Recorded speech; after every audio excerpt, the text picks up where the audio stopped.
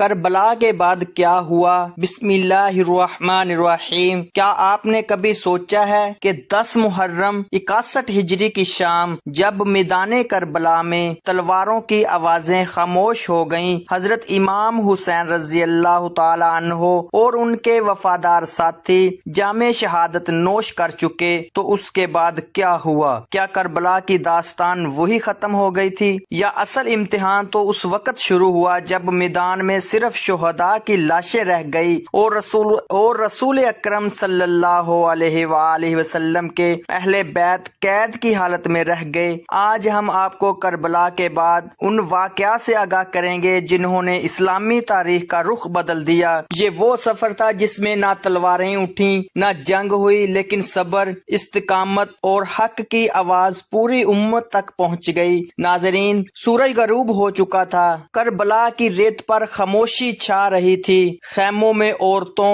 اور بچوں کی آہو بکا سنائی دے رہی تھی، ہر طرف اپنے پیاروں کی جدائی کا غم تھا۔ حضرت امام زین العابدین شدید بیماری کی وجہ سے بستر پر تھے، جبکہ حضرت زینب اور دیگر اہل بیت ایک ایسے صدمے سے گزر رہے تھے جس کی مثال تاریخ میں کم ملتی ہے۔ ادھر ابن زیاد کے سپاہی اپنی کارروائیوں میں مصروف تھے۔ تاریخی روایات کے مطابق شہداء کے سروں کو جمع کیا گیا اور پھر فیصلہ ہوا کہ اہل بیت کو قیدیوں کی صورت میں کوفہ لے جایا جائے۔ یہ صرف ایک سفر نہیں تھا بلکہ صبر کا ایسا امتحان تھا جس میں وہ لوگ شامل تھے جنہوں نے چند گھنٹے پہلے اپنے باپ، بھائی، بیٹوں اور عزیزوں کو اپنی آنکھوں کے سامنے شہید ہوتے دیکھا تھا۔ راستے بھر لوگ اس قافلے کو حیرت سے دیکھتے رہے، کسی کو حقیقت معلوم نہ تھی، کوئی سوال کر رہا تھا اور کچھ لوگ خاموش کھڑے اس منظر کو دیکھ رہے تھے۔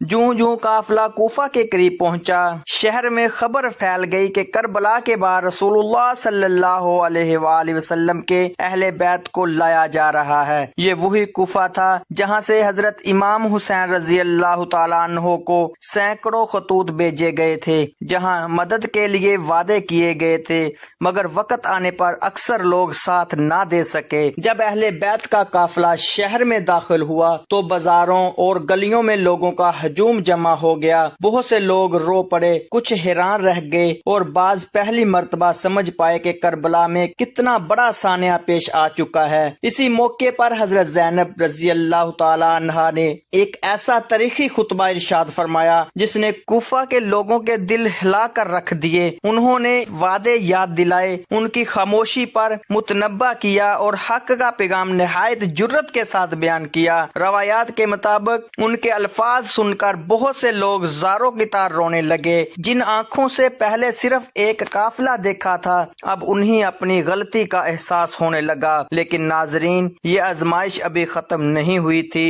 اس کے بعد اہل بیت کو ابن زیاد کے دربار میں پیش کیا گیا۔ وہ سمجھ رہا تھا کہ اقتدار کی طاقت سب کچھ ہے، مگر دربار میں ایک عجیب منظر تھا۔ ایک طرف دنیاوی حکومت تھی، دوسری طرف رسول اللہ صلی اللہ علیہ وآلہ وسلم کے اہل بیت کا صبر، وقار اور حق گوئی۔ تاریخی روایات میں اس مجلس کی تفصیلات مختلف انداز میں ملتی ہے، لیکن تقریباً سب اس بات پر متفق ہے کہ حضرت امام زین العابدین اور حضرت زینب نے نہایت حکمت، صبر اور جرت کے ساتھ گفتگو فرمائی۔ ابن زیاد کے سخت رویے کے باوجود اہل بیت کے چہروں پر خوف نہیں بلکہ اللہ تعالیٰ پر کامل بھروسہ نمایاں تھا۔ یہ وہ لمحہ تھا جب لوگوں نے محسوس کیا کہ طاقت صرف تخت و تاج میں نہیں بلکہ حق پر ثابت قدم رہنے میں بھی ہوتی ہے۔ کوفہ میں چند دن گزرنے کے بعد ایک نیا حکم جاری ہوا، اہل بیت کو شام یعنی دمشق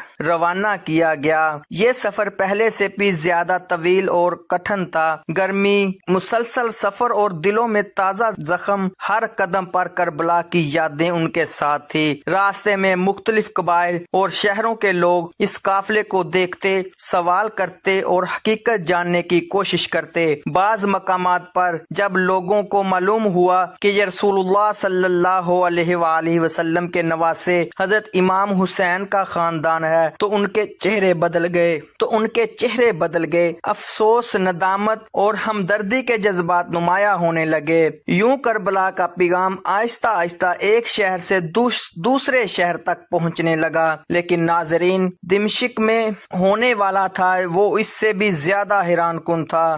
دمشق میں جو ہونے والا تھا وہ اس سے بھی زیادہ حیران کن تھا۔ وہاں ایک ایسا دربار سجنے والا تھا جہاں اہل بیت کی حق گوئی بہت سے لوگوں کی سوچ بدل دے گی، اور ایک ایسا واقعہ پیش آئے گا جسے مورخین نے آج تک بیان کرتے ہیں۔ کیا تھا وہ واقعہ؟ یزید کے دربار میں آخر ایسا کیا ہوا کہ مجلس کا ماحول ہی بدل گیا؟ اور وہ شامی شخص کون تھا جس کی ایک بات پر حضرت زینب رضی اللہ تعالی عنہا نے ایسا جواب دیا کہ سب خاموش ہو گئے؟